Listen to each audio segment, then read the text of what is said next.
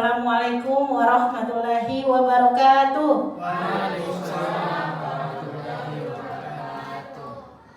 Alhamdulillah atas kesempatan yang sangat indah ini yang Allah berikan, nikmat sehat serta nikmat iman sehingga kita masih bisa berkumpul di pagi hari ini. Salawat serta salam insya Allah selalu tercurah kepada Nabi kita Muhammad SAW. Semoga kita adalah pengikutnya yang mendapatkan syafaatnya hingga yaumil akhir nanti. Yang saya hormati Bapak Kepala Sekolah SMP Kartika 22 Makassar, yang saya hormati Ibu Wakil Kepala Sekolah SMP Kartika 22 Makassar, dan yang saya hormati juga rekan-rekan serta adik-adik dari kampus mengajar.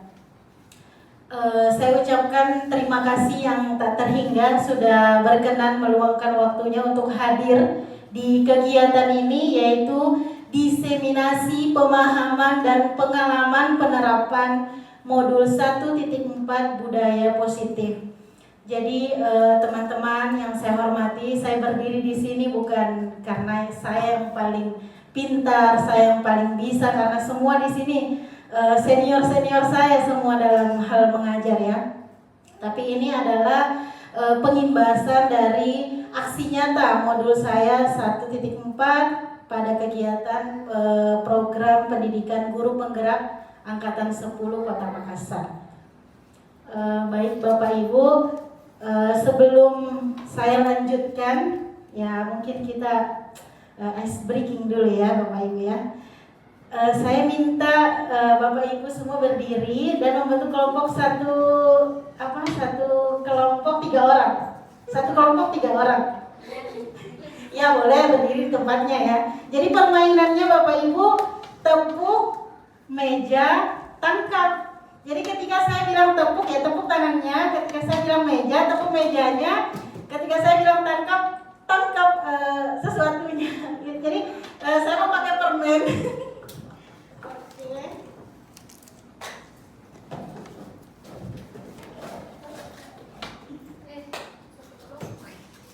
Ya, kelompok ini mungkin satu dulu.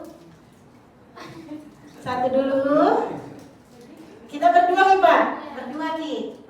Katanya satu kelompok. Iya, oke simpan, silakan disimpan permennya Bapak Ibu. Oh, mungkin mau sama Bapak. Iya, oke. Jadi silakan dengarkan instruksinya ya Bapak Ibu ya. Bisa kita mulai Bapak Ibu? Bisa? Oh ya, oke. Kalau saya bilang tepuk ya tepuk tangannya, tepuk meja. Kalau ya siapa cepat dia dapat ya Bapak Ibu ya. Oke, kita mulai ya. Cek. Tepuk. Kurang fokus. Ya tepuk ya bersamaan Ki ya. Oke, 1, 2, 3 tepuk. Meja. Tepuk. Angkat. Iya ya. Yang dapat boleh duduk. Ya biar adil semuanya ya udah. Oke. Masih ada yang belum dapat? Nah, kita ulangi lagi yang belum dapat sekali lagi ya. Tepuk, meja, tangkap. Iya, oke, semua udah dapat ya. Oke, terima kasih Bapak Ibu, tepuk tangan untuk kita semua. Oke, Bapak Ibu terima kasih ya untuk merilekskan saja suasananya ya. Ya, supaya kita lebih semangat Bapak Ibu. Kayaknya sekolah kita ada jargonnya ya. Ketika saya bilang SMP Kartika 22 Makassar, jawabnya Jaya. Iya Bapak Ibu ya. Oke, kita tes dulu suaranya ya. SMP Kartika 22 Makassar, Jaya. Yes. Iya, semoga kan omongan itu kan ada doa ya Bapak Ibu ya. Semoga kita jaya semuanya. Amin. Dalam hal apapun ya. Oke, baik Bapak Ibu. Jadi saya kembali lagi ke topiknya, yaitu diseminasi pemahaman dan pengalaman penerapan modul 1.4 budaya positif. Nah, baik Bapak Ibu, ketika mungkin saya menyebutkan modul maksudnya budaya positif, apa sih yang terbesit sebenarnya di benak Bapak Ibu? Ada yang mau bicara? Maksudnya apa yang terbesit ketika mendengar budaya positif? Menurut saya budaya positif itu adalah suatu keyakinan atau kebiasaan-kebiasaan di sekolah yang berpihak kepada murid. Oh, luar biasa ya. Bu ini mungkin budaya positif ketika mendengar kalimat budaya positif, Bu. Apa yang terbesit di pikiran tadi? Ya, kurang lebih sama ya dari pendapat teman kita Ibu Imah, yaitu membentuk kebiasaan-kebiasaan peserta didik yang berpihak kepada peserta didik dan serta membentuk mungkin karakter peserta didik yang positif ya dalam kehidupan bermasyarakat. Wah, luar biasa ya. Luar biasa. Luar biasa apa yang sudah disampaikan sama Bu Ima dan Bu Eni ya Bapak Ibu, bahwa kalau kita berbicara budaya positif ya sesuatu yang baik ya, sesuatu yang bagus yang harus kita kembangkan memang di sekolah. Kenapa budaya positif ini penting Bapak Ibu? Ya mungkin untuk menumbuhkan motivasi intrinsik. Tidak hanya kita sebagai guru, tapi yang paling penting adalah bagaimana cara kita menumbuhkan ini kepada anak-anak kita semuanya. Oke, saya lanjut saja Bapak Ibu. Jadi ada 7 konsep budaya positif yang akan saya sampaikan pada kesempatan ini. Jadi ini kita sharing saja Bapak Ibu ya. Saya yakin Bapak Ibu di sini semua pengalaman pengajarnya di luar biasa ya. Yang pertama ada perubahan paradigma belajar. Yang kedua ada disiplin positif. Yang ketiga teori motivasi, keyakinan kelas. Kemudian ada kebutuhan dasar manusia, ada posisi kontrol guru, dan segitiga restitusi. Baik, saya lanjutkan. Yang paling pertama ada perubahan paradigma belajar. Jadi biasa yang kita kenal sekarang paradigma pembelajaran baru. Oke, sebelum kita ke sana Bapak Ibu. Jadi ada kalimat yang mengatakan teacher center dan student center. Kira-kira Bapak Ibu guru di SMP Kartika ini sudah menerapkan yang mana? Ada yang mau berbicara? Teacher center dan student center. Ya, silakan Pak Imam. Oke, bismillah. Assalamualaikum warahmatullahi wabarakatuh. Waalaikumsalam. Jadi, terima kasih atas kesempatan yang diberikan untuk menjawab pertanyaan dari Ibu Warga terkait yang mana diterapkan. Saya lebih menerapkan student center. Oke, mantap sekali. Jadi, pembelajaran berpusat pada peserta Peserta didik. didik. Karena yang mau memperoleh pembelajaran adalah peserta didik. Jadi kita harus mengetahui kebutuhan dan karakter dari setiap peserta didik. Mungkin materi A, B, C itu cocok dengan siswa yang pertama dan mungkin tidak cocok dengan siswa yang lain. Jadi kita harus menyesuaikan materi yang kita ajarkan sesuai dengan karakteristik peserta didik. Terima kasih. Iya, luar biasa sekali. Ya, saya yakin bahwa guru-guru di sekolah ini sudah menerapkan yang namanya pembelajaran yang berpusat pada siswa. Karena memang itu filosofi Ki Hajar Dewantara ya Bapak Ibu, berpusat pada siswa gitu. Kalau menuntun kodrat anak sesuai dengan kodrat alam dan kodrat zamannya. Kalau dulu mungkin masih layaknya memang diciptakan pembelajaran berpusat pada guru, karena memang kayaknya dia satu-satunya sumber belajar dulu ya. HP mungkin kita kesulitan. Kemudian kalau sekarang kan internet sudah ada di mana-mana, semua orang sudah bisa mengakses ya. Jadi Mbak Google sama Om Google lebih pintar daripada guru ya. Kemudian pembelajaran dengan paradigma baru ini juga kita kenal dengan pembelajaran berdiferensiasi Bapak Ibu. Awalnya saya berpikir bahwa pembelajaran berdiferensiasi ini adalah saya harus mengajar dengan metode yang berbeda, dengan gaya yang berbeda di misalnya 20 siswa orang. Saya harus siapkan metode saya 25 siswa. Aduh, bagaimana ini? Ternyata inilah konsep yang agak sedikit keliru terkait diferensiasi ya Bapak Ibu. Nah, diferensiasi itu apa Bapak Ibu? Usaha guru untuk memenuhi kebutuhan belajar. Jadi seperti yang sudah disebutkan tadi oleh Pak Imam. Jadi di dalam kelas itu kan Bapak Ibu ada memang siswa yang mungkin akademisnya sudah di atas rata-rata, ada yang sedang, kemudian ada juga yang kurang begitu.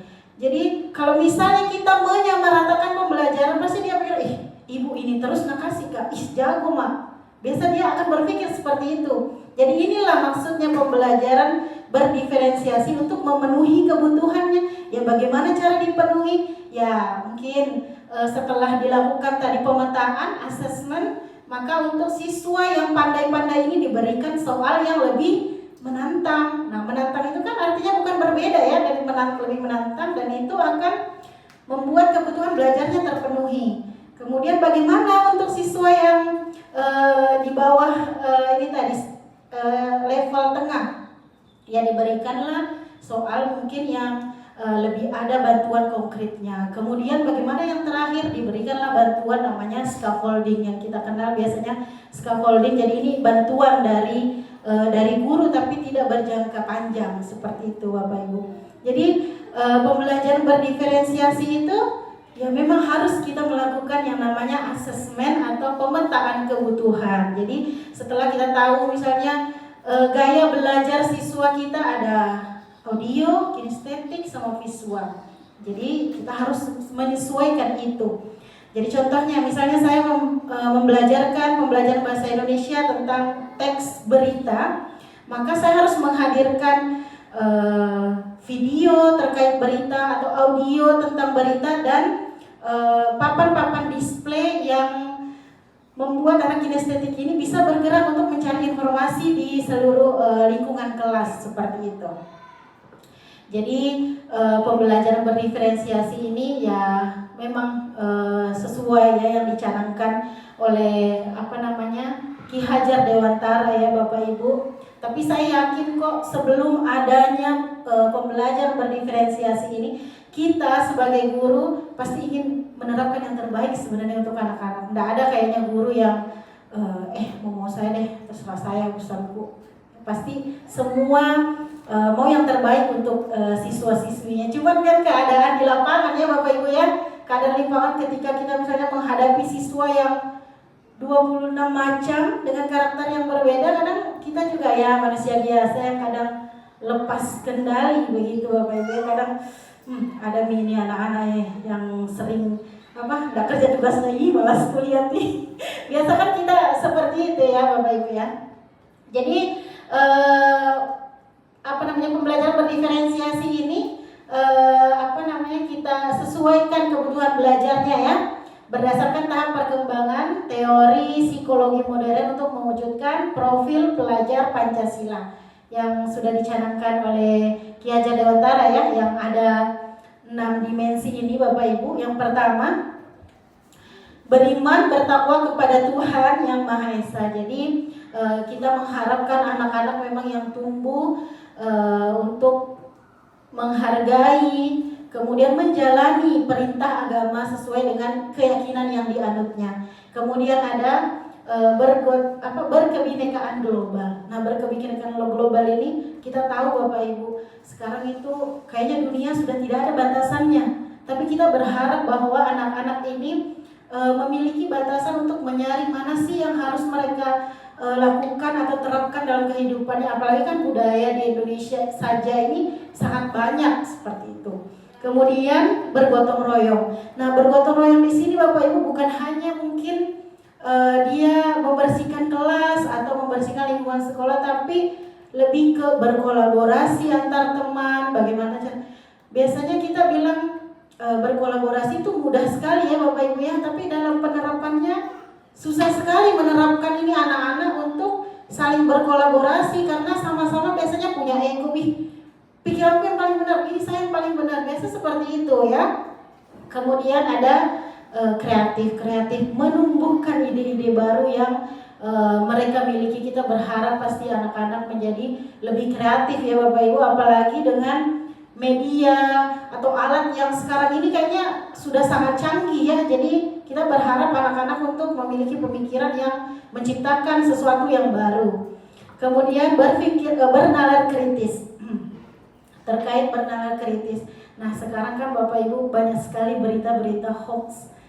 Kadang tidak bisa pilih yang mana yang benar, mana yang salah. Jadi kita berharap anak-anak itu bisa memilah apa yang memang mau dia informasikan atau dia share kepada orang lain. Jadi tahu, tidak sembarangan seperti itu, tidak sembarangan. Ada apa-apa yang viral sedikit langsung share. Apalagi sekarang kayaknya ada kasus yang pukul anjing itu ya, security ya yang pukul anjing. Nah, ini security-nya sudah dipecat, kasihan gak punya pekerjaan, tapi ternyata ada cerita di balik itu. Ya itulah yang saya maksud, kita berharap anak-anak maupun kita memiliki berpikir bernalar kritis. Kemudian yang terakhir adalah mandiri ya.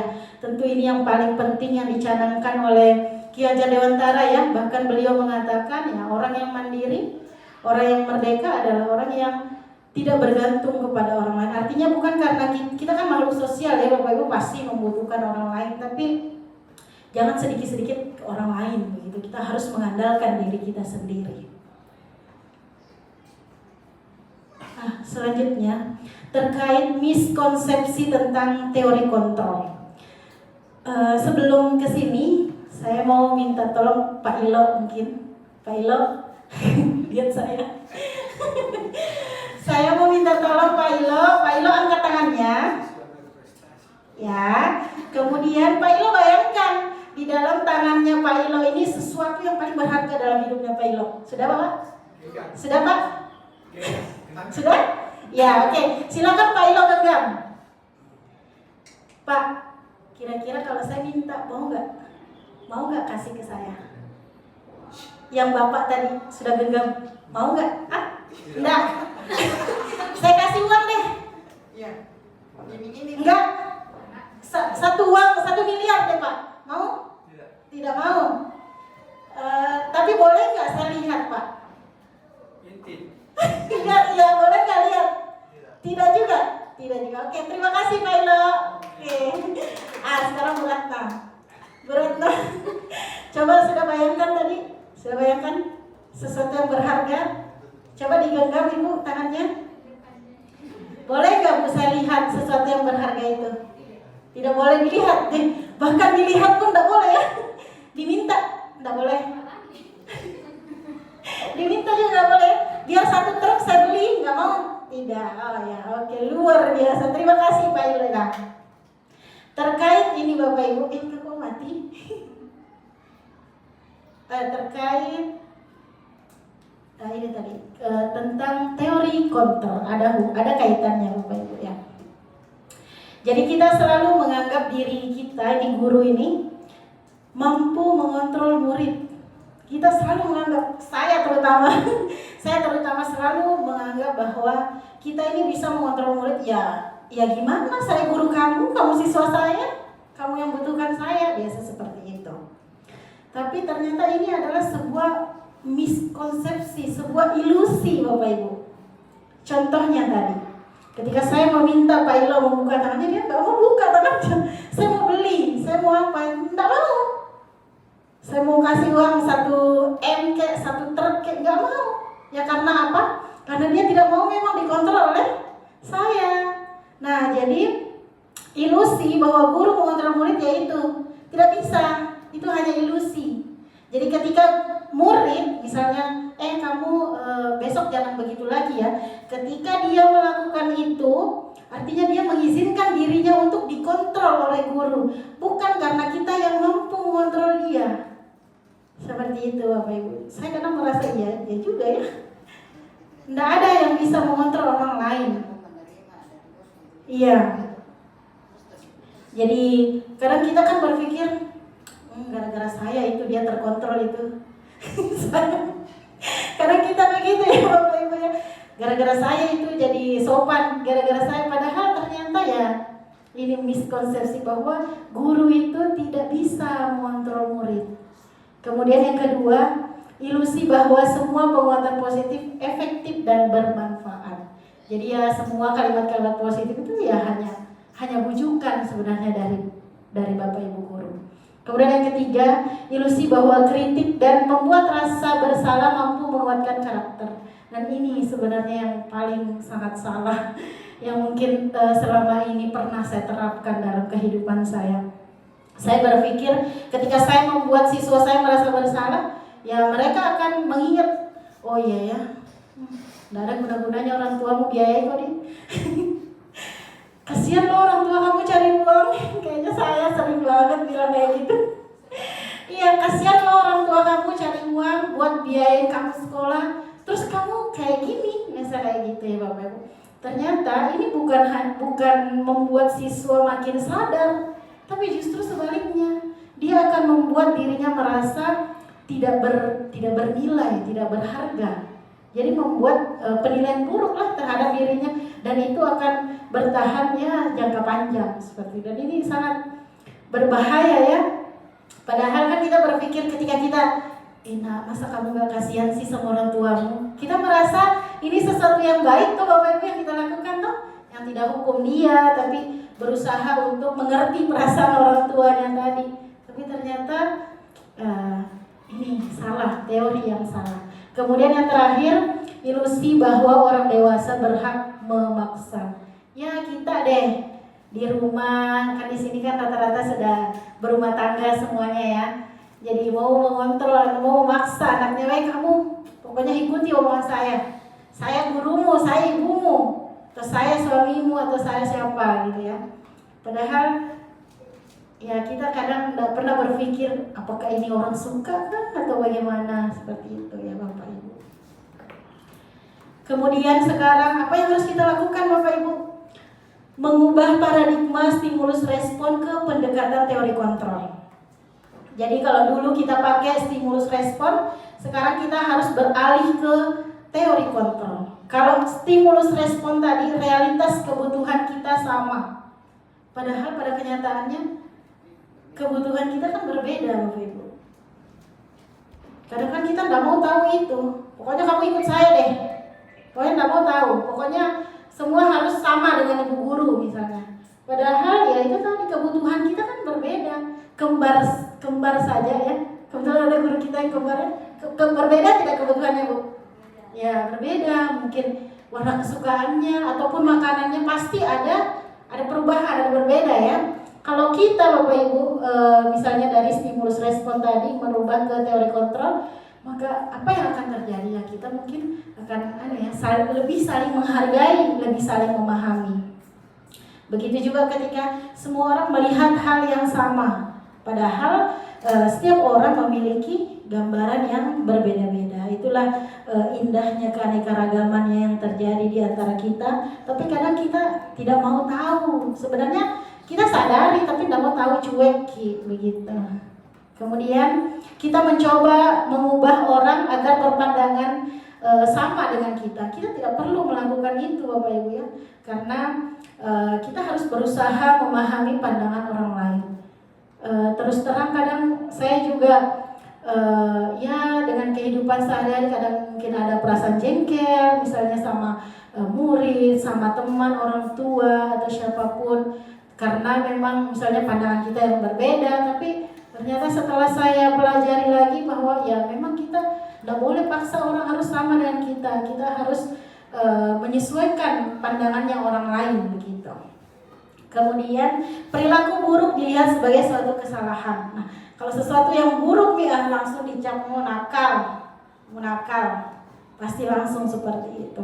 Padahal setiap mungkin perbuatannya anak itu ada alasannya tersendiri. Karena kita memandang buruk mungkin belum tentu menurut dia ya. Mungkin ada sesuatu yang mau dia penuhi. Nah itu nanti kita akan bahas di kebutuhan dasar sebagai manusia. Ya kebutuhan misalnya kayak kemarin ada berita misalnya siswa kedapatan merokok. Itu kadang kalau guru menganggap itu adalah sesuatu yang buruk, benar itu adalah sesuatu yang buruk. Tapi ya mungkin kalau dari sisi pandangnya dia, dari pemikirannya dia, mungkin itu menganggap untuk melampiaskan kebutuhan kesenangannya dia, mungkin karena mau coba-coba rasa rokok tadi. Nah seperti itu. Kemudian saya bisa mengontrol orang lain, ini salah Bapak Ibu, kita harus berubah nih sekarang. Kita tidak bisa mengontrol orang lain. Kalau dia mau dikontrol artinya dia yang mengizinkan dirinya sendiri mau dikontrol. Kemudian pemaksaan ada pada saat bujukan gagal. Pemaksaan ada ya saat kita gagal ya. Jadi ketika ini siswa dikasih pilihan A, B, C, nggak mau juga jalan ninja satu-satunya, paksa. Kemudian kita harus beralih ke kolaborasi dan konsensus, menciptakan pilihan-pilihan yang baru. Harus banyak berkomunikasi memang secara efektif sama siswa-siswa. Kemudian model berpikir menang kalah kita ubah ke model berpikir menang-menang, win-win solution ya Bapak Ibu ya. Jadi kita harus juga menghargai anak, tidak mempermalukan anak di depan teman-temannya, tapi kita juga sebagai guru harus menang, dia juga sebagai siswa harus menang. Kemudian yang kedua terkait disiplin positif. Nah, Bapak Ibu, sebelum saya mempelajari modul ini, saya berpikir bahwa disiplin itu adalah terkait dengan aturan, tata tertib, datang tepat waktu. Ternyata katanya salah ya Bapak Ibu ya. Disiplin itu sendiri berasal dari kata disiplina yang artinya belajar, memotivasi diri atau cara mengontrol diri dan bertanggung jawab terhadap apa yang dilakukannya. Jadi memang tugas kita sebagai guru ini bagaimana cara menerapkan, menciptakan peserta didik yang memiliki disiplin positif yang baik sehingga perilaku mereka ini mengacu pada nilai-nilai kebajikan, nilai-nilai yang baik ya Bapak. Namanya juga nilai-nilai kebajikan ya, pasti sesuatu yang baik, yang lebih baik daripada sebelumnya seperti itu. Ini ada contoh dari nilai-nilai kebajikan Bapak Ibu. Ya, profil pelajar Pancasila seperti yang kita ketahui ya, beriman, bertakwa, mandiri. Kemudian ini ada suatu organisasi namanya PYP. Kemudian ada toleransi, rasa hormat, integritas, mandiri, menghargai teman. Kemudian ada keterampilan hidup, ini berisi dapat dipercaya, jujur, pendengar yang aktif. Nah, ya saya yakin lah pasti kita semua pasti menginginkan inilah terhadap anak-anak kita. Tapi kan kita juga harus sadar bahwa anak didik kita kan tidak 24 jam bersama kita Bapak Ibu ya. Jadi memang harus ada kolaborasi dengan orang tua. Karena pembelajaran di sekolah itu ya hanya sekian persen saja Bapak Ibu. Karena memang pembelajaran yang bagus itu dimulai dari rumahnya anak-anak masing-masing. Oke, yang ketiga. Terkait teori motivasi, hukuman, penghargaan, dan restitusi. Jadi Bapak Ibu, motivasi. Saya yakin, saya pribadi juga pasti punya ketiga-tiganya motivasi ini. Ini ada 3 motivasi. Yang pertama untuk menghindari ketidaknyamanan atau hukuman. Yang kedua untuk mendapatkan imbalan atau penghargaan dari orang lain. Kemudian yang ketiga untuk menjadi orang yang mereka inginkan dan menghargai diri sendiri. Jadi nomor 1 dan nomor 2 ini adalah motivasi ekstrinsik ya Bapak Ibu, yang setiap orang kayaknya punya deh. Wah, besok saya datang ke sekolah cepat, takut gak ada bapak, ada capsek. Takut dihukum. Wah, besok kerja ke RPP dia hukum kami. Ya, inilah motivasi intrinsik yang katanya tingkatannya itu sangat rendah Bapak Ibu. Kalau kita punya motivasi untuk menghindari ketidaknyamanan atau hukuman, itu paling rendah katanya tingkatannya dari ketiga motivasi ini. Kemudian yang kedua, untuk mendapatkan imbalan atau penghargaan dari orang lain. Siapa sih yang gak suka imbalan? Siapa yang gak suka penghargaan? Benar Bapak Ibu? Benar toh? Betul. Pasti kita semua pasti berharap mendapatkan imbalan. Pokoknya saya harus cepat kerja RPP biar saya dapat penghargaan guru terbaik dari Bapak Kepala Sekolah. Ya, itu tadi dibilang motivasi ekstrinsik. Nah, ini juga motivasi kedua, setingkat levelnya dengan motivasi yang pertama ini tadi. Nah, Motivasi terbaik yang harus ditumbuhkan untuk anak-anak ya motivasi yang ketiga ini Bapak Ibu ya, motivasi intrinsik. Jadi ada atau tidaknya kepala sekolah, kasih penghargaan atau tidak ya kita tetap lakukan apa yang seharusnya kita lakukan. Mereka inginkan dan menghargai diri sendiri. Dan ini sebenarnya yang susah kita tumbuhkan ya Bapak Ibu ya sama anak-anak karena biasa kan karena takut dihukum, takut apa gitu ya. Mungkin hanya sepersekian persen ya. Bukan hanya di sekolah kita Bapak Ibu ya. Di sekolah orang-orang lain, teman-teman saya juga yang sering saya diskusi bahwa memang ya begitulah keadaannya anak-anak peserta didik zaman sekarang ini susah sekali yang namanya menumbuhkan motivasi intrinsik ini. Tapi ya seiring perkembangannya waktu semoga kita juga terus mampu bagaimana caranya menumbuhkan motivasi intrinsik ini. Bagaimana Bapak Ibu masih semangat? Semangat ya. Saya lanjut atau ada yang mau sampaikan pendapatnya atau apa Bapak Ibu? Tidak, saya lanjut? Ya oke. Lanjut dulu. Oke, kita lihat hukuman Bapak Ibu. Siapa yang sering hukum siswanya? Saya. Saya ya semua ya. Kalau kita berbicara hukuman Bapak Ibu ya, biasanya kita kan beranjak dari masa lalu, dari masa lalu kita gitu kan, kita merasa bahwa saya dulu dipukul kok pakai itu apa bambu itu loh Bapak Ibu ya, saya dulu dipukul kok pakai bambu, tapi akhirnya jadi juga kan orang, maksudnya saya hidup aja ini, bahkan bisa jadi guru misal contoh begitu ya Bapak Ibu. Jadi kita terbawa nih, saya pukul mau saya hukum kok suruh bersihkan WC, nah, jadi orang juga maksudnya efek jerah begitu ya Bapak Ibu. Ternyata memang kita sebagai guru itu tidak boleh katanya ya berikan hukuman katanya ya, karena itu tidak terencana atau tiba-tiba ya, tidak terencana karena misalnya kita lagi mengajar terus ada siswa yang bicara di belakang, kamu maju deh, angkat kaki kamu atau sana deh hormat di tiang bendera. Itu kayaknya pernah saya lakukan juga ya Allah, astagfirullah. Ya nggak apa-apa Bapak Ibu ya, kita belajar berbenah, gak apa-apa, nggak ada kata terlambat. Kemudian anak atau murid tidak tahu apa-apa ya, tidak tahu karena memang hukuman ini bersifat satu arah dan membuat murid ini tuh merasa tidak nyaman ya, tentu tidak nyaman ya Bapak Ibu. Justru kadang katanya kalau dihukum itu anak-anak itu akan membuat dendam kusumat. Ada dendamnya loh anak-anak sebenarnya, walaupun mungkin nggak berani dia sampaikan sekarang. Tunggu minggu kasih kempes ban motor itu biasa begitu loh anak-anak Bapak Ibu. Biasa, mungkin sekarang dia takut, tapi pasti ada terbesit dalam hatinya. Kemudian bagaimana cara kita mengatasinya ya, ada konsekuensi. Nah konsekuensi ini sudah terencana dan sudah disepakati bersama-sama. Misalnya anak-anak terlambat, ya kita bikinkan konsekuensinya Bapak Ibu. Misalnya dia terlambat tidak ikut jam pelajaran pertama, ya nggak usah disuruh cuci WC. Kadang saya juga gitu. Ya mungkin kita minta dia, ya kamu harus tinggal di jam di jam istirahat, kamu tidak boleh istirahat, kamu kerja tugasmu begitu. Murid tetap dibuat tidak nyaman, tapi dalam jangka waktu yang pendek, tidak panjang Bapak Ibu ya. Kemudian ada yang namanya restitusi. Nah pasti Bapak Ibu juga sudah sering dengar ya.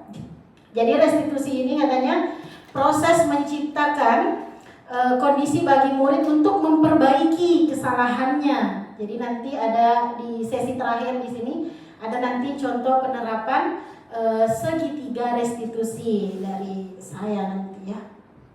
Jadi kita sebagai guru juga itu harus menerapkan ini sih sebenarnya katanya ya, untuk bagaimana caranya anak-anak tidak memiliki sifat pendendam dan lain sebagainya, tapi dia justru bertanggung jawab terhadap kesalahannya karena dia mau memperbaiki tadi. Oke Bapak Ibu, kita coba jawab bersama-sama ya. Hukuman atau konsekuensi? Nomor 1, mencatat 100 kali di dalam buku kalimat saya tidak akan terlambat lagi. Hukuman atau konsekuensi? Hukuman, ya benar sekali. Hukuman ya Bapak Ibu ya. Karena kita lakukan kok. Saya lari kali mengelilingi lapangan basket 2 kali karena terlambat hadir di sekolah. Hukuman atau konsekuensi? Hukuman. Membersihkan coretan yang dibuatnya di meja tulis. Iya, konsekuensi. Murid diminta untuk push up 15 kali karena tidak menggunakan masker. Hukuman. Hukuman Bapak Ibu ya, melibatkan fisik. Yang 5, menggantikan kertas tugas teman yang telah dicoret-coret. Ya, betul sekali, konsekuensi. Berjemur di lapangan basket karena mengobrol dengan teman. Hukuman, berjemur di lapangan basket jam 12 siang.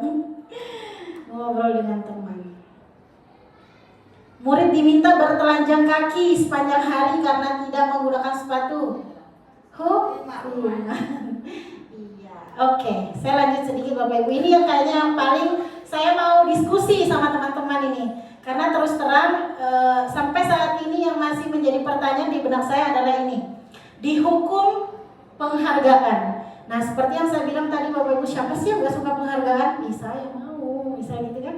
Semua orang suka penghargaan. Tapi katanya Alfikon ini katanya saat kita berulang kali menjanjikan hadiah kepada anak atau karyawan, artinya kita lagi berasumsi katanya bahwa orang itu tidak bisa melakukan hal itu, tidak mau melakukan hal itu. Dan ini dia buktikan dengan beberapa pengamatannya Bapak Ibu. Katanya memberikan penghargaan yang nilainya sama dengan menghukum seseorang. Tadi kita kan bahas bahwa ya hukuman itu kan sesuatu yang tidak baik. Tapi di sini dia mengatakan bahwa penghargaan itu nilainya sama dengan menghukum seseorang. 1, pengaruh jangka pendek dan jangka panjangnya. Jadi misalnya contohnya ya siswa berbaris dulu, dikasih bintang yang rapi, baru dia mau berbaris. Tapi ketika guru tersebut tidak ada, maka dia tidak melakukan. Nah itu pengaruh dari jangka pendeknya. Kemudian penghargaan merusak hubungan. Apakah benar Bapak Ibu? Benar Bapak Ibu? Penghargaan merusak hubungan katanya. Bagaimana Bapak Ibu? Bagaimana Bapak Ibu? Kalau saya secara logika ya oke, mungkin ini masih masuk ya Bapak Ibu. Ya pasti namanya juga manusia. Kenapa ya dia dihargai, saya tidak? Sama-sama jadi guru, sama-sama jadi hadir di sekolah misalnya ya Bapak Ibu ya. Tapi ketika ini penghargaan mematikan kreativitas katanya. Bukannya kalau kita mau dapat penghargaan kita harus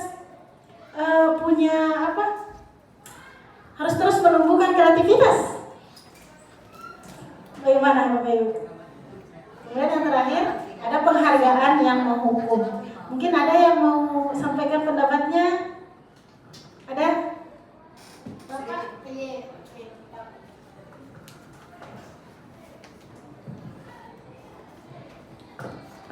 Terima kasih dari Bu Wardah. Ini kita membahas tentang dihukum penghargaan. Katanya di sini menurut dari hasil pengamatannya selama ini tentang tindakan memberikan penghargaan yang nilainya sama dengan menghukum seseorang. Kalau saya pribadi, saya anggap betul.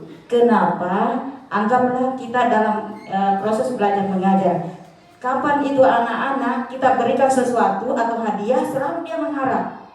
Jadi betul bisa mematikan penghargaan yang diberikan. Jadi bisa saja anak-anak itu tidak bisa belajar dengan baik. Kenapa? Karena selalu mengharap. Jadi kapan kita tidak kasih penghargaan lagi, pasti dia pikir, saya tidak mau nih deh, tidak mau menjawab bagaimana. Kenapa? Karena saya tidak dikasih lagi hadiah kah atau apakah. Jadi saya kira kalau saya setuju dengan menurut Kon ini. Ya, mungkin ada yang lain. Makasih. Ada yang lain Bapak Ibu yang mau berpendapat? Pak Imam, Pak Jumadi, ada yang lain? Ini terkait ini dihukum penghargaan. Menurut apakah betul penghargaan itu mematikan kreativitas, kemudian penghargaan menghukum, penghargaan juga merusak hubungan? Apakah ada mungkin pengalaman mau disampaikan? Tidak? Oke, baik. Oh, Bapak. Silakan, Pak. Ya. Jadi ini satu teori yang mungkin berdasarkan hasil penelitian, ya. Tapi dalam realitas, ya, tidak selamanya seperti itu, ya. Karena terkadang, ya, contoh misalnya saya, ya, saya biasanya kalau mengajar kadang-kadang siapkan permen atau uang kecil 2.000 kan, ya. Jadi kalau ada saya mengajukan pertanyaan, satu pertanyaan, ya, kemudian anak memberikan jawaban dan jawaban itu melampaui, ya, ekspektasi saya, ya. Jadi dia menjawab lebih baik, ya, dan lebih dalam misalnya, dan itu saya harus hargai, ya. Jadi jawabannya yang luar biasa seperti itu saya harus hargai. Terkadang saya kasih permen atau, ya, uang 2.000 kah atau 5.000 untuk bakso, dan, ya, mereka pada support temannya yang lain mensupport dia, ya, ya. Jadi, ya, kita lihat lagi situasi di kelas, ya. Kita lihat situasi di kelas misalnya, ya. Terkadang ada anak, ya, yang mungkin dari suasana, ya, kelihatannya tersisih, ya, kelihatan tersisih, ya. Tapi kita setelah membaca bahwa kondisi seperti itu, ya, maka kita mungkin untuk memotivasi dia, kita kasih pertanyaan yang mudah dulu, ya. Kita kasih pertanyaan yang mudah dulu, yang bisa dia jangkau, dan kalau dia menjawab, ya, benar, ya, dan itu juga membuat penghargaan dari teman-temannya itu luar biasa, karena tidak menyangka misalnya, ya, temannya yang tadinya dianggap mungkin kemampuannya kurang, ya, tapi dia bisa menjawab baik, ya, maka teman-temannya merasa kagum, ya. Ini, ya, dan kita misalnya, ya, kalau misalnya bisa ada sesuatu yang kita berikan, tapi kalau misalnya kita tidak menyiapkan itu, maka kita memberi jempol atau datangi dia dengan, ya, istilahnya menyapa, ya, misalnya pegang bahunya, menyentuh bahunya dan sebagainya. Itu merupakan suatu hal yang, ya, boleh dibilang mungkin sederhana, tapi itu tetap, ya, merupakan penghargaan, ya. Jadi, ya, itulah, ya. Jadi saya juga tidak ada memang, ya, kenapa penghargaan merusak hubungan, ya. Mungkin, ya, mungkin, ya, ada orang yang merasa saya lebih layak mendapatkan, ya, daripada, itu mungkin. Jadi itu sikap kita saja, ya, yang memberikan penghargaan yang tidak tepat sasaran, ya. Itu saya kira seperti itu, ya. Oke, terima kasih. Assalamualaikum warahmatullahi wabarakatuh. Menarik, ya, berkaitan. Iya, ini persoalan betul menarik. Tadi disampaikan Bapak, kalau itu saya kira tergantung dari pribadinya orang. Karena saya sendiri yang kalau poin penghargaan merusak hubungan, memang begitu. Kenapa? Saya alami tetangga saya selalu kita kan biasa bantu kasih penghargaan begini, akhirnya saya malu. Kenapa? Karena saya tidak mau naik ke sana. Karena saya pikirannya, kalau saya tidak dikasih kan tidak enak. Jadi mungkin tergantung dari persepsi diri kita masing-masing. Tujuannya itu kita kasih penghargaan memang sebagai motivasi lah, oke lah, cocok. Tapi karena biasa kita kadang timbul di diri kita, aduh kalau saya ini kecewa kak lagi ini, jadi kayak merusak juga kreativitas kita, apalagi hubungan kita. Jadi begitu saja, mungkin tergantung dari persepsi kita masing-masing. Iya, makasih.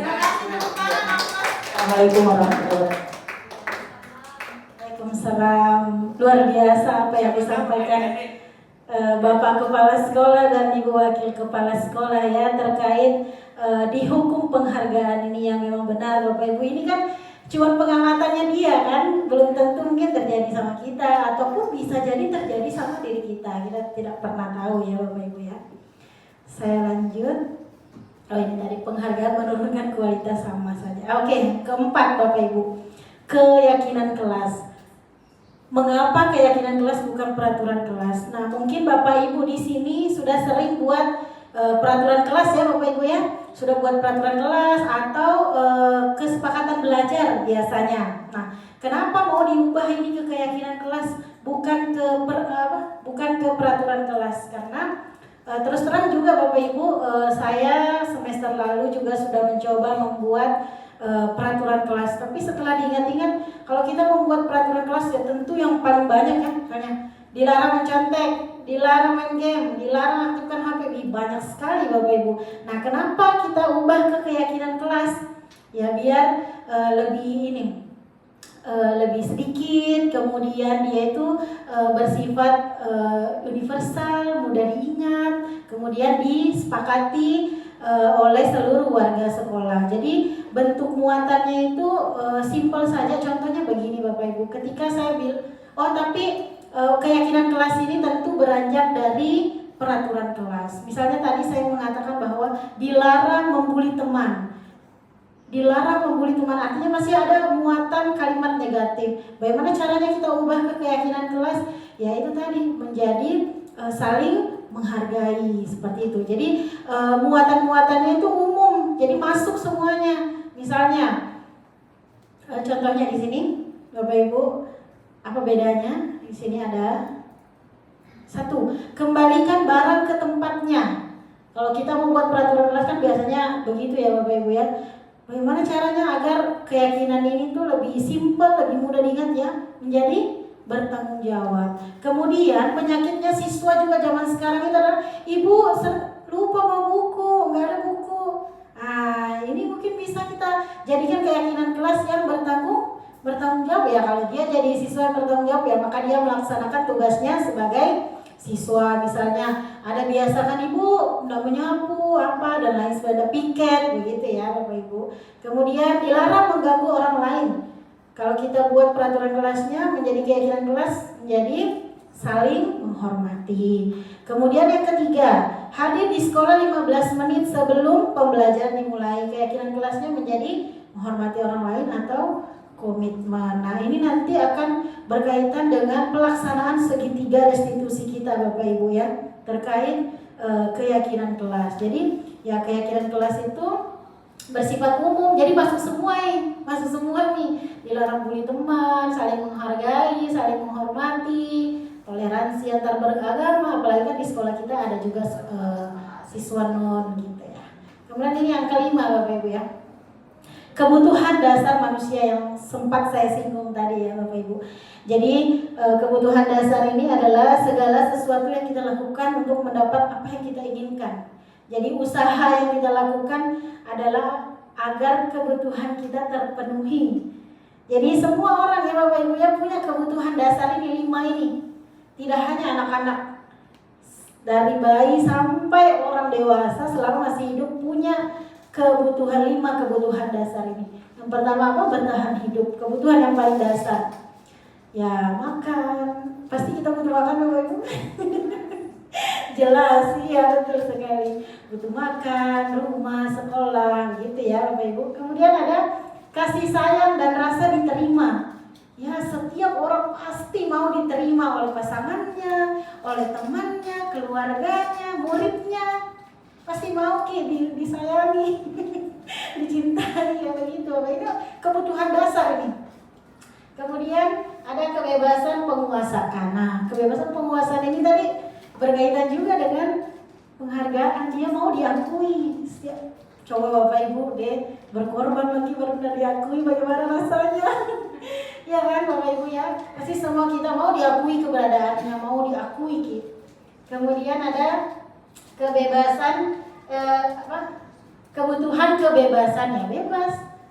Itu tadi yang saya bilang di awal, misalnya anak-anak merokok kadang kita menganggap negatif.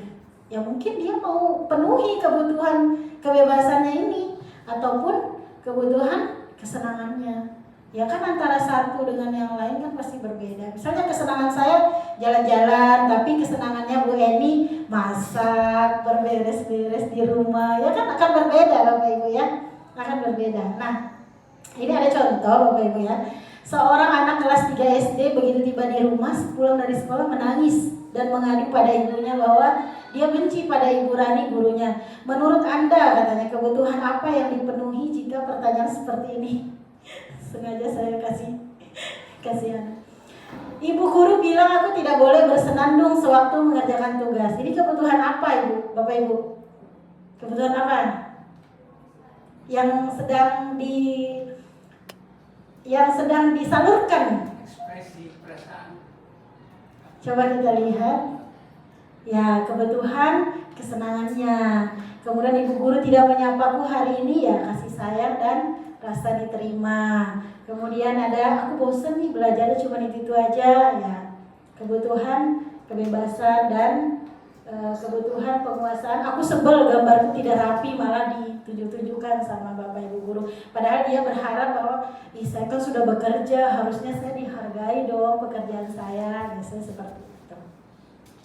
Nah, ini terkait dengan dunia berkualitas Bapak Ibu. Jadi setiap orang itu punya dunia berkualitasnya sendiri-sendiri ya, untuk menyimpan segala sesuatu apa yang membuat dia senang. Jadi antara saya, anak-anak, Bapak Ibu semua berbeda ya dunia berkualitasnya. Kalau saya mungkin ini ya Bapak Ibu ya. Ini contoh-contoh ya. Mungkin ada orang tua, saudara, keluarga, kemudian ada shopping, jalan-jalan karena saya guru jadi saya pilih guru di sana. Mungkin Bu Eni mungkin akan berbeda ya. Mungkin suami, anak, orang tua, seperti itu Bapak Ibu ya.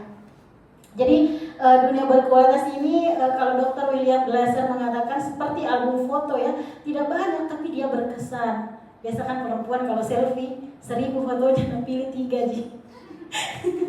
Begitu. Yang bagus-bagus ya betul. Ini yang menarik-menarik ini terkait posisi kontrol guru. Kita sudah di poin nomor 6 ya, masih ada satu lagi Bapak Ibu. Ada 5, satu penghukum, yang kedua ada pembuat merasa bersalah, yang ketiga ada teman, yang keempat ada pemantau, dan yang kelima ada manajer. Yang pertama sebagai penghukum itu tadi, ya tidak menutup kemungkinan Bapak Ibu, saya ataupun kita semua pasti pernah menghukum anak-anak. Ya bagaimana sih sikapnya guru menghukum? Ya pasti mungkin dari suaranya melengking, hei kamu sini awas ya, pasti begitu ya Bapak Ibu ya. Dia akan menghardik anak-anak, terus matanya melotot. Ya bagaimana sih menghukum siswa? Sini kamu, awas kamu ya, bersihkan WC, sapu halaman sama. Ya itu menghukum ya. Bagaimana hasilnya anak-anak Bapak Ibu? Ya itu tadi yang saya bilang, akan timbul rasa dendam biasanya. Tunggu nih, kasih kempes ban motornya. Apalagi mungkin saya pernah toka ya apa? Ya toka anak-anak ya. Ada anak-anak yang marah ya, itu tadi yang saya bilang. Kalau kita pada posisi penghukum ini ya kurang lebih akan seperti itu Bapak Ibu ya. Kadang kita berpikir efek jerah ya, kayaknya sekarang mungkin kita harus beralih nih, maksudnya tidak kita gunakan lagi nih posisi kontrol kita sebagai penghukum ini, kita buang nih deh di dasar-dasar jurang. Yang kedua, membuat merasa bersalah. Nah, seperti yang saya singgung tadi di depan, bahwa saya berpikir merasa bersalah ini kan ya guru akan lebih mendekat ke siswa, kemudian suaranya lembut, nadanya bagus. Jadi saya berpikir bahwa akan mendengarkan, tapi ya itu tadi, ini berbahaya sekali.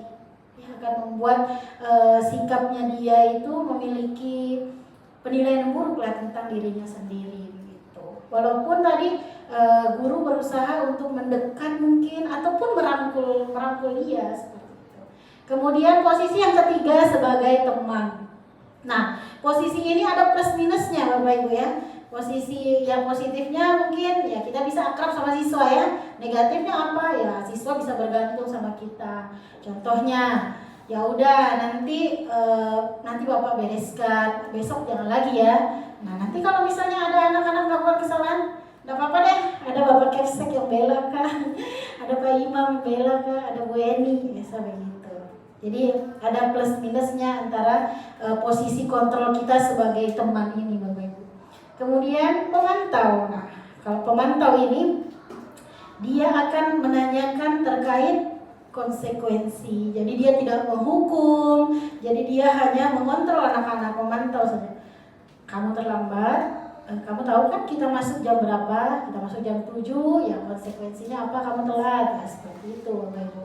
Kemudian posisi kontrol yang terakhir adalah sebagai manajer. Nah, sebagai manajer ini yang paling bagus ya Bapak Ibu ya, karena dia akan nanti berkenaan dengan penerapan segitiga restitusi yang itu tadi, menanyakan anak-anak ya, menanyakan keyakinannya bahwa bagaimana caranya kamu perbaiki masalah ini, apa yang harus kamu lakukan. Jadi dia akan meminta sendiri ke siswa untuk bagaimana caranya dia menjadi anak yang bertanggung jawab. Ini ada contoh penerapannya Bapak Ibu. Kasusnya siswa terlambat ke sekolah. Ya, kalau penghukum, ya dia akan bilang, "Weh, sekarang pergi bersihkan WC." Ya, penghukum itu akan selalu seperti itu. Kemudian ibu sangat kecewa sekali dengan kamu sudah berjanji tapi kamu terus ulangi ya. Ini membuat merasa bersalah. Kemudian yang ketiga, ayo dong ikuti aturannya. Ya udah nanti Bapak bereskan. Kali ini nggak apa-apa ya, tapi besok jangan lagi. Nah ini termasuk posisi sebagai teman itu tadi. Kemudian yang keempat sebagai pemantau. Kamu tahu kan kita masuk jam berapa, konsekuensinya tahu kan kalau terlambat gitu. Kemudian yang terakhir manajer. Manajer ini tadi ya, kamu tahu kan kesalahan kamu apa, kira-kira apa yang harus kamu lakukan untuk memperbaiki kesalahan kamu. Jadi ini bisa mungkin kita terapkan ya Bapak Ibu ya, perlahan-lahan ya, walaupun mungkin bahasanya ya nggak akan begini-begini banget nanti ya, senyamannya Bapak Ibu gitu ya. Bagaimana Bapak Ibu, semangat? Masih semangat? Masih ada satu lagi ya Bapak Ibu ya. Baik deh, saya cek-cek dulu deh biar, karena ini sudah mau berakhir. SMP Kartika 22 Makassar. Yes, oke. Luar biasa. Semoga semua guru-guru yang ada di Kartika ini jaya semuanya. Amin. Oke, baik kita jawab sama-sama Bapak Ibu. Posisi kontrol apakah aku? Saya kecewa sekali dengan kamu. Apa tadi Bapak Ibu? Iya, membuat merasa bersalah. Benar sekali Bapak. Kamu tidak pernah benar melakukannya. Posisi kontrol sebagai penghukum. Kemudian, ayolah lakukan demi saya. Ini sebagai teman, benar sekali. Kemudian sanksi atau konsekuensinya apa? Sebagai pemantau tadi ya Bapak Ibu. Nah ini manajer. Apa rencanamu untuk menyelesaikan masalah ini? Nah ini yang terakhir Bapak Ibu ya, terkait segitiga restitusi. Jadi segitiga restitusi ini adalah suatu proses dialog yang dijalankan oleh guru untuk menghasilkan murid yang mandiri dan bertanggung jawab. Nah, ada 3 tahapannya Bapak Ibu. Yang pertama menstabilkan identitas, yang kedua validasi tindakan yang salah, kemudian yang ketiga menanyakan keyakinan. Jadi menstabilkan identitas itu ya nanti contohnya misalnya ya, setiap orang pasti pernah melakukan kesalahan, nah nggak semua orang sempurna. Tapi kayaknya canggung banget. Ya begitulah Bapak Ibu ya. Berbuat salah itu nggak apa-apa, tapi bagaimana caranya kamu belajar dari kesalahan kamu, yaitu menstabilkan identitas bagian dasar, mengubah dari identitas gagal menuju identitas yang sukses bagi anak-anak. Biasa anak-anak kan butuh dirangkul ya, sosok dirangkul. Ya butuh dirangkul gitu kan. Kita bisa menyelesaikan ini seperti itu. Kemudian validasi tindakan yang salah. Bagaimana? Ya kita tanya dulu. Kamu pasti ada alasan kan melakukan ini. Kebutuhan apa yang kamu penuhi? Seperti itu. Kemudian saya bangga kamu melakukan tidak melakukan hal yang lebih buruk daripada ini. Jadi anak-anak itu akan merasa apa ya? Kayak dicintai ya, apa ya? ya merasa nyaman sama kita ya Bapak Ibu ya. Walaupun kitanya yang gemes. Kemudian yang terakhir menanyakan keyakinan. Nah makanya ini yang saya bilang tadi Bapak Ibu, kita kayaknya bagus membuat keyakinan kelas atau sekolah nanti mungkin Bapak ya. Kita bisa diskusi mungkin buat keyakinan kelas atau sekolah. Apa keyakinan kelas yang sudah kamu yakini? Bagaimana caranya kamu memperbaiki seperti itu? Saya terakhir Bapak Ibu, saya mau putarkan contoh. Apa caranya? Saya putarkan sedikit contoh penerapan segitiga restitusi yang kemarin sudah sempat saya coba praktekkan. Ya kurang lebih 2 menit Bapak Ibu.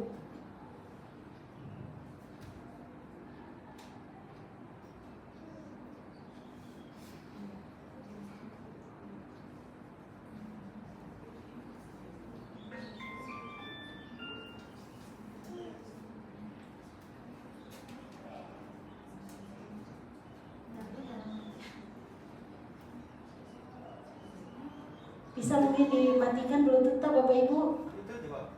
Ya? Cancel. Cancel? Nah, Oh yang ini ya?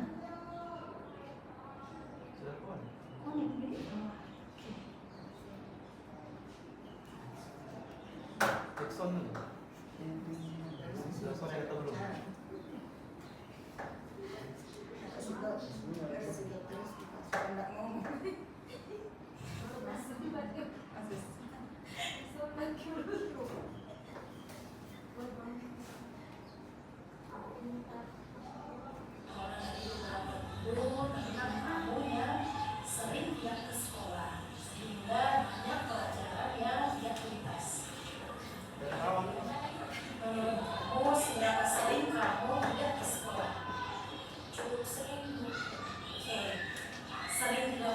Oh ini boleh kasih besar deh. Wes. Jadi ini tugas saya kemarin Bapak Ibu ya. Mana ya itu tadi? Oh hilang. Oh my god.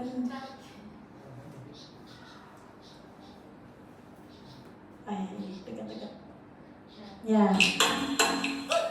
Enggak, maksudnya saya mau kasih cepet gimana ya?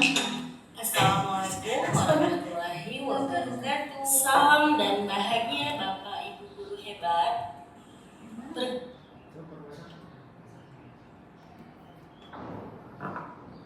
Kenalkan nama saya Nurwardani, calon guru penggerak akademi. Oh mungkin saya lewat sini aja deh. Sekolah pendidikan termasuk Nah, kesalahan. menstabilkan identitasnya Bapak Ibu. Jadi memang setiap orang itu pasti melakukan kesalahan, tapi yang paling penting dalam hidup ini adalah bagaimana cara kita belajar dari kesalahan dan memperbaiki kesalahan yang sudah terjadi. Apakah kamu setuju? Setuju. Oke, kita akan coba cari solusinya bersama-sama ya. Oke, Viola, kamu jalan ke sekolah pasti ada alasannya bukan? Iya, jadi kemarin saya cepat aja Bapak Ibu ya. Karena tugasnya juga. Di sebelumnya Pak. Terhapus kapan?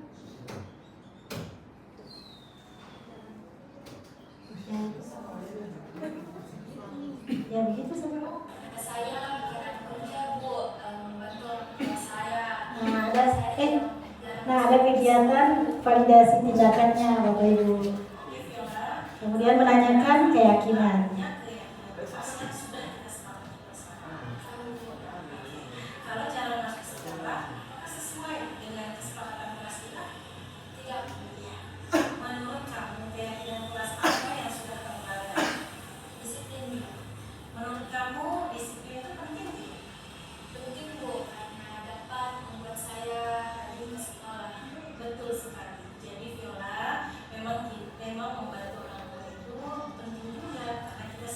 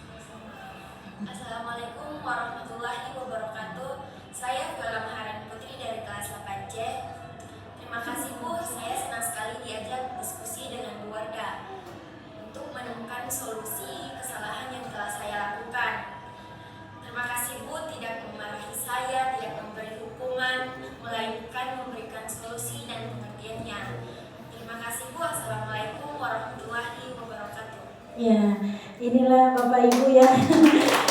Ini kemarin kebetulan tugas juga ya, dan saya mencoba menerapkan yang namanya segitiga restitusi itu Bapak Ibu ya. Mungkin nanti Bapak Ibu lebih bagus caranya daripada saya ya.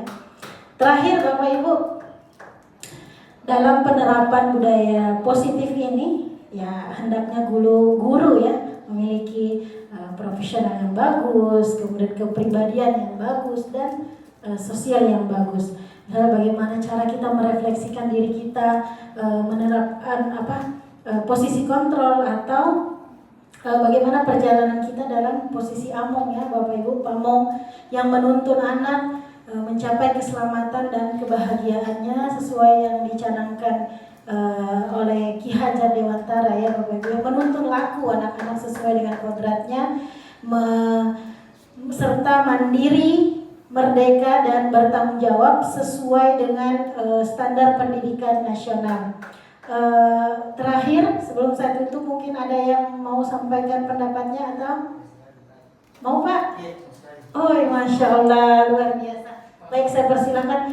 Ini karena pendek Pak. Oh iya, Ya, silakan. Maksudnya ini yang pendek. Bukan waktunya Pak. Ini yang pendek. Ya, oke, begini saja. Jadi sangat luar biasa Masya Allah pemaparan dari materi budaya positif ini. Dari awal materi saya banyak mencatat pertanyaan-pertanyaan yang akan ditanyakan kalau misalnya sudah dilempar pertanyaan. Tapi ketika masuk di segitiga restitusi itu sudah menjawab pertanyaan dari awal, karena dari awal itu bahasanya jangan melakukan sesuatu hal yang membuat siswa itu kita menjudutkan siswa akan kesalahannya. Kemudian untuk itu kan saya kurang sepakat, sepertinya saya mendatangi mau bertanya. Nah, karena tetap harus kita validasi kesadarannya, tapi kita giring ke solusi untuk mengatasi permasalahan atas kesalahannya. Jadi pelan-pelan. Nah, kemudian yang saya tanyakan di sini untuk hukumannya. Nah, semua siswa itu karakternya unik. Kadang kita harus tegas, kadang kita harus bercanda, dan itu tidak bisa. Kalau saya pribadi, selama saya mengajar itu tidak bisa disamaratakan soal pendekatannya.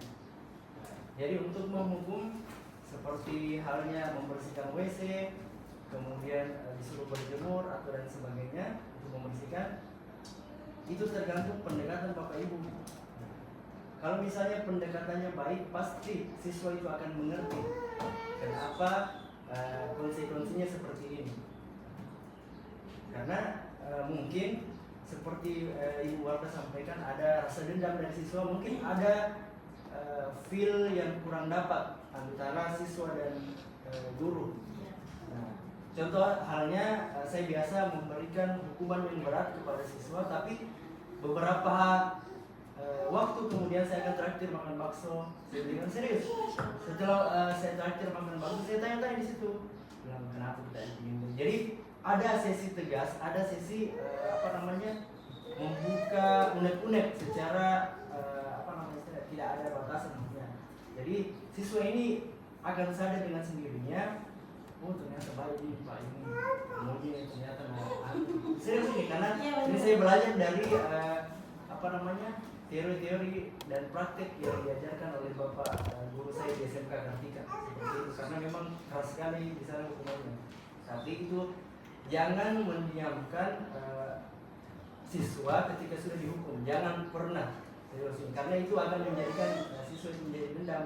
Dan kalau kita panggil menghadap dan kita servis layani, itu insya Allah pasti hatinya siswa itu terbuka. Terima kasih. Wah, luar biasa. Beri aplaus yang hebat untuk Pak Imam. Luar biasa memang apa yang sudah disampaikan Pak Imam. Jadi memang kalau kita berbicara tentang hukuman ini ya Pak ya, memang setiap orang kan beda cara treatnya, beda memang pendapatnya. Lagian apa yang sudah saya sampaikan ini juga Pak tidak serta-merta bisa diterima. Bukan dalam artian begini Bapak. Setiap orang kan punya pemikiran ya. Nah, begitupun saya. Kadang saya mungkin merasa, jadi bagaimana caranya? Sampai kapan kita terapkan ini segitiga restitusi? Misalnya seperti itu ya Bapak Ibu ya. Jadi memang kita ya menyesuaikan saja, karena kita kembali lagi bahwa apapun yang terjadi di sekolah, guru ini adalah pemegang utama, kayaknya pilar pendidikan di sekolah ya. Dia yang akan membawa murid-muridnya mencapai keselamatan dan kebahagiaan. Ya mungkin kalau caranya Pak Imam tadi mungkin rata-rata juga anak-anak misalnya kalau cuma disuruh bersihkan WC, mungkin dia tidak akan dendam ya Bapak Ibu ya. Tapi mungkin ada contoh-contoh yang lain Bapak Ibu, misalnya seperti ditoka rambutnya atau apa begitu sih kalau saya melihat ini ya Bapak Ibu, terkait apa yang sudah saya sampaikan tadi. Ya pasti ada pro dan kontra, karena dari awal saya sudah sampaikan, dulu saya aja dipukulin pakai bambu, pakai apa gitu Bapak Ibu ya. Tapi kita jadi orang juga kok, tahu juga kok sopan santun, begitulah maksudnya. Terima kasih Pak. Ada lagi? Sudah? Bapak sudah cukup? Atau ada lagi yang perlu kita diskusikan bersama? Sudah? Sudah Bapak Ibu? Clear? Ya, kita berusaha saja Bapak Ibu ya. Kita ambil yang baik-baik, kita buang semua yang kurang baik ya. Kurang dan lebihnya saya mohon maaf. Saya ucapkan banyak-banyak sekali terima kasih atas kesempatan yang sangat luar biasa ini Bapak Ibu. Mohon maaf jika ada kekurangan, kesalahan. Wabillahi taufiq wal hidayah. Wassalamualaikum warahmatullahi wabarakatuh.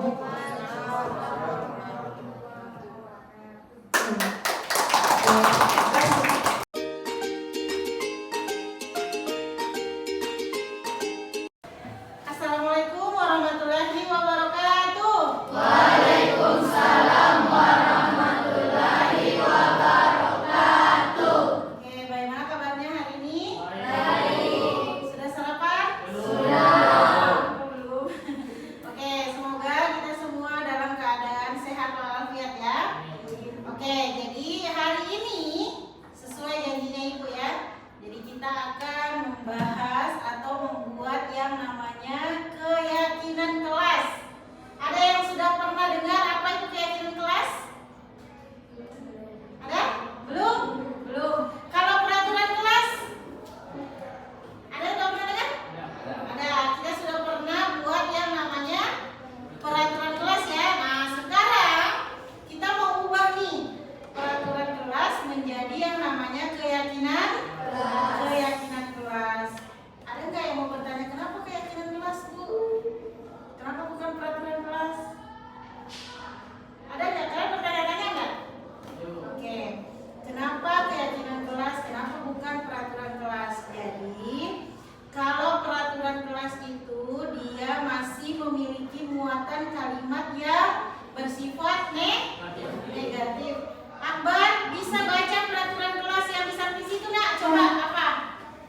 Salah satunya. Semua siswa menjaga kebersihan kelas. Oke, semua siswa menjaga kebersihan kelas. Kemudian ada yang kedua apa? Dilarang membuli teman. Nah, inilah yang Ibu maksud tadi.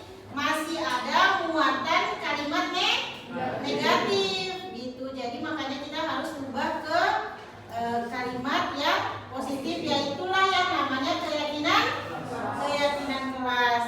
Apa artinya keyakinan?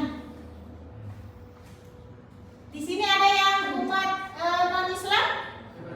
Ada kan?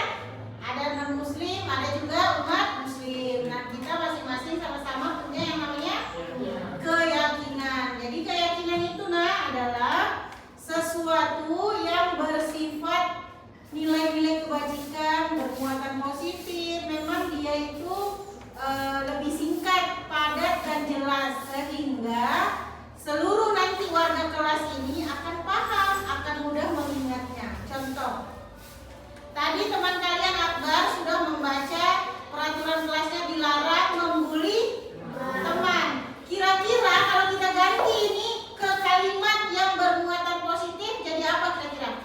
Yang tidak ada kata dilarangnya. Walaupun artinya kalau dilarang membuli teman artinya baik kan? Artinya kita tidak boleh mengganggu teman.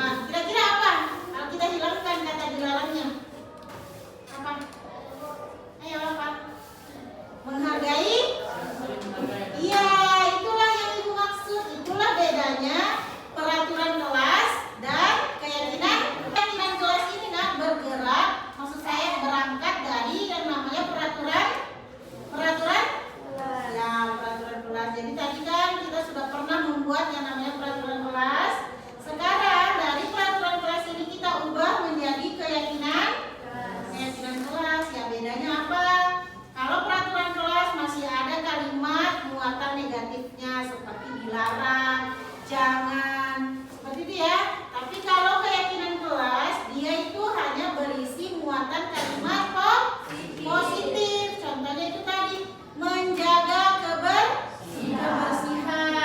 Artinya tidak ada nih kata-kata dilarang. Nah, kemudian tadi kan ada saling menghargai. Nah, saling menghargai ini kan sudah masuk nih poinnya. Masuk juga kan tidak boleh coret-coret mungkin baju teman. Kan biasanya bisa atau ganggu-ganggu temannya atau ambil pulpen temannya ya, seperti itu ya. Jadi kalau keyakinan itu dia lebih padat dan lebih masuk semua nilai-nilainya. Kemudian, nah antar sesama guru kita juga harus saling, maksudnya murid ke guru harus menghargai atau menghormati, ya kan? Kalian harus menghormati. Jadi, ada yang mau ditanyakan sebelum ibu bagikan ininya? Ada yang mau ditanyakan? Ada? Sudah paham semuanya? Paham. Jadi pokoknya diingat ya, kalau keyakinan kelas itu tidak ada muatan negatifnya. Jadi tidak ada dilarang mengaktifkan HP, dilarang bermain game, sudah tidak ada kata-kata seperti itu ya. Jadi diganti dengan kalimat yang bermuatan positif. Contoh lagi kalau misalnya masih kurang paham. Biasa kita pinjam barang teman nggak? Ya, kita sering pinjam barang teman. Ada misalnya Artika pinjam barangnya Aldi, kadang tak dikembalikan. Nah, bagaimana caranya kalau kita mau jadikan keyakinan kelas menjadi bertanggung jawab? Nah, itulah maksudnya ibu. Nah, sama juga. Kita kan setiap hari ada yang namanya jadwal piket ya. Nah, kadang biasanya ada teman tata tidak kerja, maksudnya tidak melaksanakan. Nah, itu bisa kita masukkan menjadi bertanggung. Nah, kalau kita bertanggung jawab jadi siswa, maka tugas kita sebagai siswa pasti kita akan laksanakan. Oke, sekarang ada yang mau bertanya? Atau sudah paham? Sudah? Sudah paham ya? Oke, sekarang ibu mau bagikan ini. Silakan kalian tulis, nanti ditempel, nanti ibu seleksi ya. Keyakinan-keyakinan apa saja yang akan kita sepakati bersama-sama ya. Silakan ditulis ya.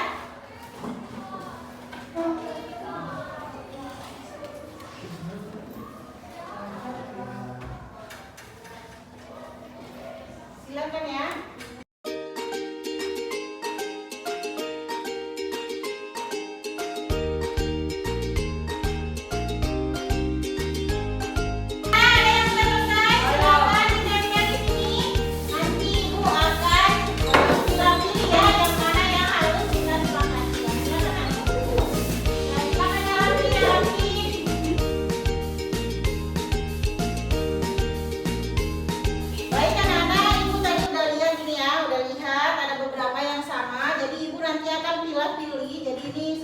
Bertanggung jawab satu, kemudian ini ya tepat waktu, kemudian ini tadi sama, seragam lengkap ini sama, ini sama. Ini sama.